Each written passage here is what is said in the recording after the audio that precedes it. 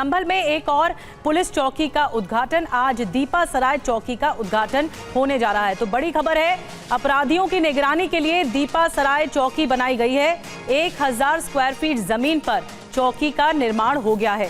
संभल में दंगे वाली जगह पर यह पुलिस चौकी बनाई गई है ताकि स्थिति को तेजी से कंट्रोल किया जा सके। इसका आज उद्घाटन होना है। पुलिस चौकी दीपा सराय आप देख रहे हैं, थाना नखासा, जनपद संभल। और बढ़ती आपराधिक घटनाओं को देखते हुए ये पुलिस चौकी बहुत महत्वपूर्ण है। एक और पुलिस चौकी का आज उद्घाटन होने जा रहा है। तस्वीरें हम आपको दिखा रहे हैं।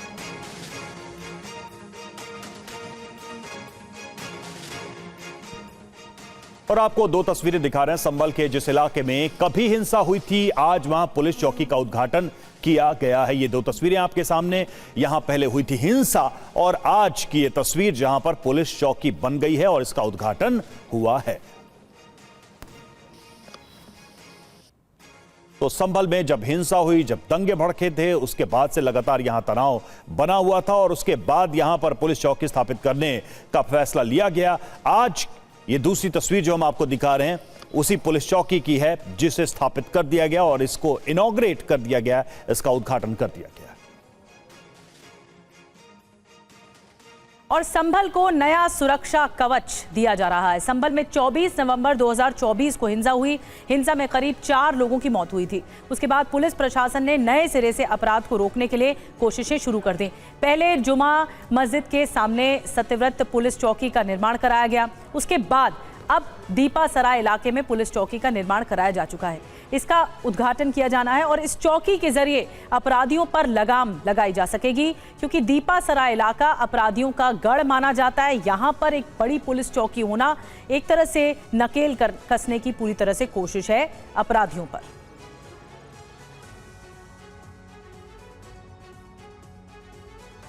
तो संभल हिंसा की बात करें, सवाल यह है कि दीपा सराय में हुआ क्या था और जिसके बाद यह निर्णय लिया गया कि यहां भी पुलिस चौकी स्थापित की जाएगी। तो 24 नवंबर की तारीख साल 2024 जब संभल में हिंसा भड़की थी और उसके बाद से संभल लगातार सुर्खियों में रहा था इस हिंसा की वजह से। दीपा सराय वो इलाका जहां पर 24 नवंबर को वायलेंस हुआ और जिसके बाद पुलिस को यहां पर कार्रवाई करनी पड़ी थी। बिल्कुल, यहाँ हिंसा भड़की थी 24 नवंबर 2024 को और उसके बाद से ही ये फैसला लिया गया कि एक और चौकी की आवश्यकता है। मस्जिद इलाके में एक चौकी उसी वक्त बना दी गई थी जब हिंसा पनपी थी और उसके बाद फिर अब दीपा सराय चौकी बनाई गई है। आपको बता दें कि दीपा सराय में दारोगा शाह फैसल पर हमला हुआ था इसी इलाके में, इसीलिए यहाँ पर चौकी की आवश्यकता ज्यादा थी। दीपा सराय इलाके में एक सिपाही पर भीड़ द्वारा हमला कर दिया गया था। पुलिस पर लगातार निशाना यहाँ पर बनाया जाता है। अपराधियों की तरफ से पत्थरबाजी की घटनाएं भी होती हैं और इसीलिए पुलिस को निशाना बनाते हुए हिंसा के दौरान यहीं पर पुलिस से हथियार भी लूटे गए थे। रवि और बिल्कुल, और एक सरकारी बाइक को भी आग लगा दी गई थी, यानी कि पुलिस की प्रॉपर्टी को नुकसान पहुंचाया गया था। इन हालात को देखते हुए यह निर्णय लिया गया कि यहां पर भी एक पुलिस चौकी बनाई जाएगी। पुनीत शर्मा हमारे संवाददाता हमारे साथ जुड़े हुए हैं। पुनीत, अगर देखा जाए तो क्या हिंसा ही मूल वजह थी इन जगहों पर पुलिस चौकी को बनाने की, या फिर लंबे समय से यहां पर इस तरह की गतिविधियां देखी गई थी जिसके बाद अंततः इस हिंसा के बाद यह निर्णय लिया गया और अब वहां पर पुलिस चौकी बना दी गई? देखिए, संभल के दीपा सराय में कोई भी पुलिस चौकी नहीं थी और सबसे बड़ी बात है कि कई सारी अलग अलग वजह थी जिस वजह से यहाँ पुलिस चौकी बनी। सबसे पहली बात कि यहाँ पर आतंक का और हिंसा का पुराना इतिहास रहा है।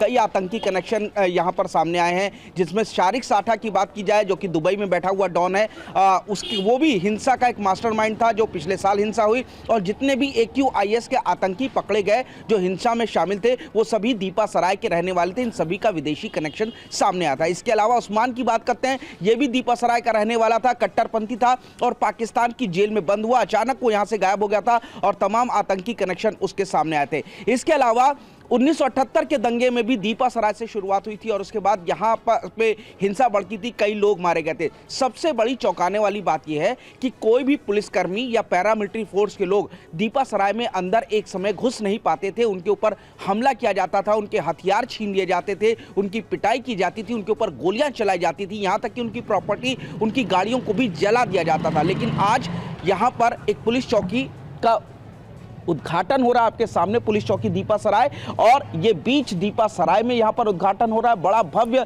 और बड़ी पुलिस चौकी बनाई गई है। 2 मंजिल पुलिस चौकी बनाने की वजह यह है ताकि ऊपर से भी छत पर जाकर के भी आसपास के पूरे इलाकों में नजर रखी जा सके। पैरा मिलिट्री फोर्स के भी जो जवान हैं वो यहाँ पर रुक सकते हैं। इसके अलावा यहाँ पर अत्याधुनिक हथियारों से लैस पुलिस कर्मियों को रखा जाएगा। आप देख सकते हैं भव्य पुलिस चौकी बनाई जा रही है, गुब्बारों से पूरी तरीके से सजाई गई है और बाकायदा दीपा सराय में इस पुलिस चौकी के उद्घाटन के दौरान यहां पर हवन किया जाएगा।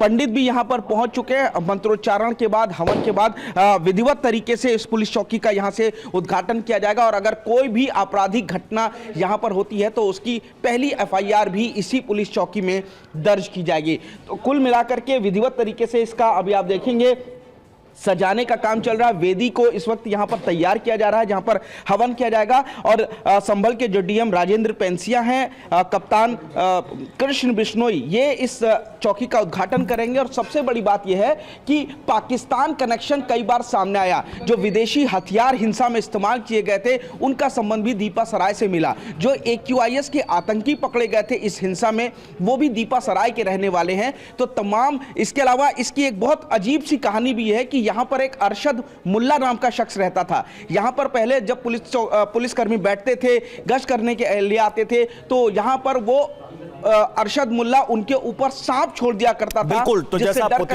बता रहे हैं पुनीत के कई दूसरी वजहें भी सामने आई थी जिसके बाद यह महत्वपूर्ण निर्णय लिया गया। आप नजर बना रहे हैं कि बहुत बहुत शुक्रिया आपका इन तस्वीरों के लिए और इस जानकारी के लिए।